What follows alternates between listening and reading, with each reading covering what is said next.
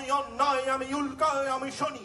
সপ্তাহান্তে ২১শে একাডেমি অস্ট্রেলিয়ার আয়োজনে সিডনিতে অনুষ্ঠিত হয়ে গেল দিনব্যাপী অমর ২১শে বইমেলা। মাতৃভাষা বাংলা ও বাংলা বইয়ের সমাহার প্রবাসীদের মাঝে পৌঁছে দিতে সিডনির অ্যাশফিল্ড পার্কের শহীদ মিনারের পাদদেশে গত ২৭ বছর যাবৎ আয়োজিত হয়ে আসছে বইমেলা।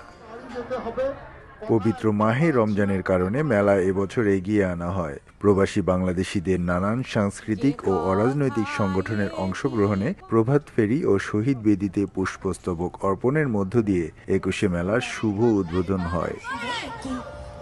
বরাবরের মতোই মেলার প্রধান আকর্ষণ ছিল বাংলাদেশের স্বনামধন্য প্রকাশনীর কালোজয়ী উপন্যাসিক, লেখক ও কবি সাহিত্যিকদের বই। এছাড়া স্থানীয় শিল্পীদের পরিবেশনায় দিনব্যাপী দেশাত্মবোধক গান, নাচ, নাটিকা ও আবৃত্তি আগত অতিথিদের মুগ্ধ করে।